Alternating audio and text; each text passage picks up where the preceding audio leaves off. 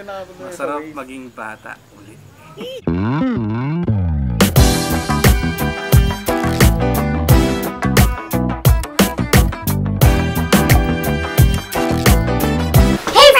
Welcome back to our channel, and it's been a really long while since we've done such an intro, but yeah, we are definitely back. Yes.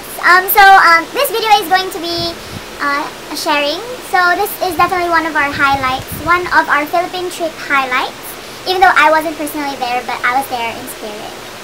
Yeah, so basically what happened is that my sister and her, together with her friends, her two best friends, so we got to know about this public school because of our primary school teacher, Teacher Marian. Yeah, and she told us the condition of the kids, and she told us about the less fortunate students who are struggling to get their education.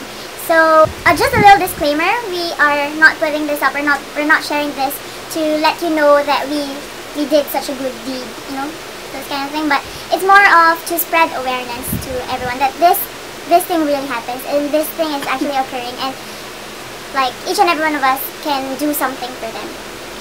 So without further ado, she took some snippets of the place and the kids and like everything about the entire event. So without further ado, please enjoy the video and enjoy.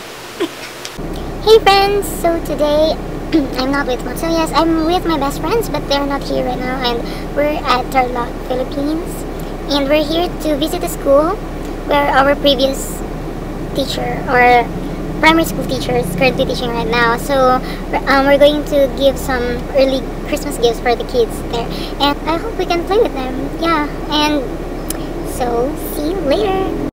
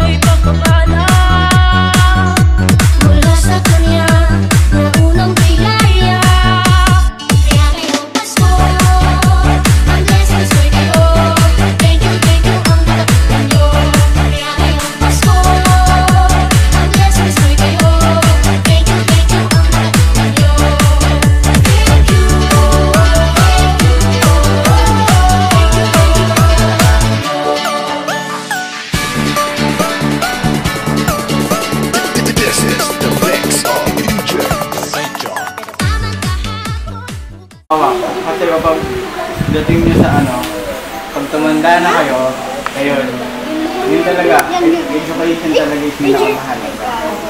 As in. Napakahalaga na? Yan lang. Wow, Kuya Amy. Saan lang? Ako kasi, kaya ako pinush yun. Talagang nasa pangarap ko makatulong. Hindi ko makukuha, ako naisip ko makakatulong ako pag kaya ko nang buhayin sarili ko, and naisip ko, kailangan mag-aaral. Mag-aaral ka para hindi lang sa sarili mo, para sa magulang mo, kundi para rin makatulong tayo. Kaya nga natuwa ko na sila ng Teacher Maya na pangarap ko rin after 10 years, kayo na may babalik dito para tumulong naman sa ibang bata. And sana, and hindi sana, magagawa nila rin.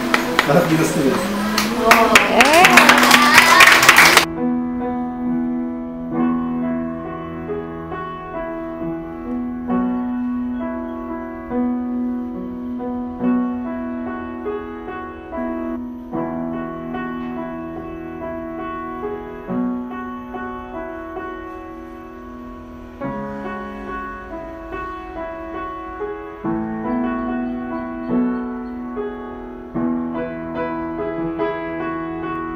Gusto ko lang. Aray, gusto ko lang.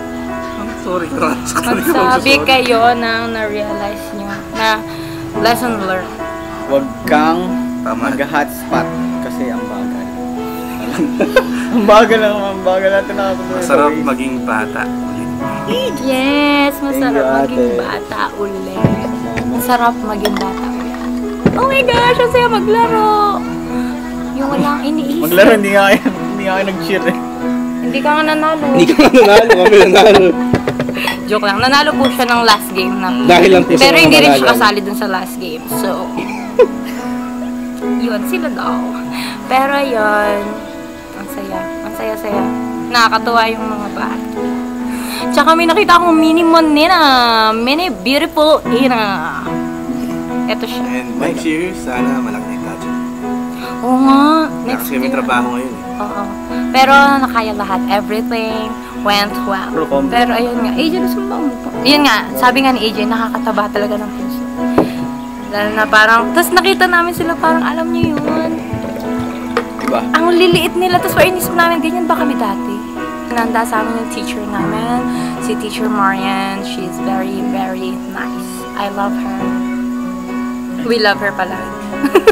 Makeup natin. Yung mga bata kanina, na-remind talaga ako ng mga, yung parang, uy, eto si ano dati, di ba yung gano'n? Harold, ang bata.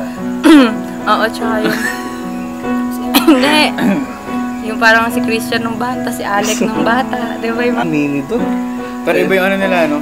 Yung kapag yung saya nila kanina, simple lang yung inabot mo. Pero Totoo, no? Like, alam mo yung, hindi nagpo-pretend. oh.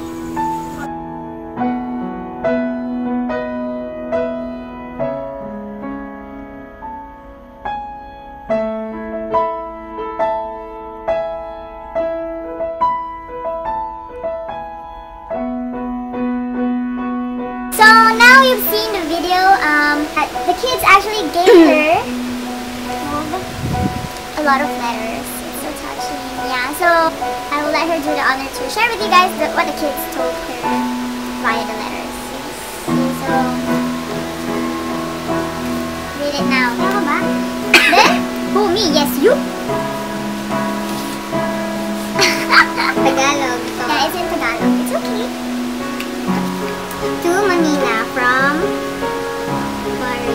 Marvin. Oh, Marvin. Oh, sorry. Marami pong salamat dahil nabigyan niyo kami ng kagamitan pang eskwela at ang saya po ng laro natin. So, from Marvin, thank you Marvin. From Catherine Buwan, maraming salamat po sa mga binigay niyo na regalo at mga pagkain sa pag-surpresa niyo po sa amin at gamit po sa eskwela. Merry Christmas po. Salamat. Mag-ingat po kayo. They're so sweet. They even do cutouts of this card. Let's try this one because this has an envelope. I read this and this is so by far my favorite. So I'm going to share this with you guys. This is a letter from Paula. Mahal ko, Ate Monita. So touching. Merry Christmas po sa inyo. Salamat po sa lahat ng mga ibinigay niyo sa amin. Ito pong pinangsulat kong ito ay yung binigay niyo na ball pen sa amin. This is so touching. It's okay. Kagad ko po itong ginamit at ito po ang pinaka-memorable na araw para sa akin. Estudyante ni Madam Marian, Paula. Thank you. This is my favorite. I'm tearing up. I wasn't even there. So sweet. Yeah, so that's all for the cards that the kids gave her, and we want to encourage you guys to do little steps, like little acts of kindness like this. And it's not just because it's Christmas, you know. It doesn't end there.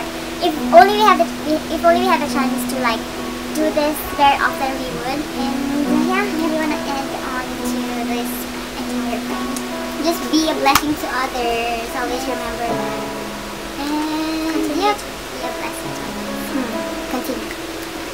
But that concludes the end of this video. We wish all of you guys a Merry Christmas, a Happy New Year, and a Happy New Year. Yes. So till then, stay tuned. Bye.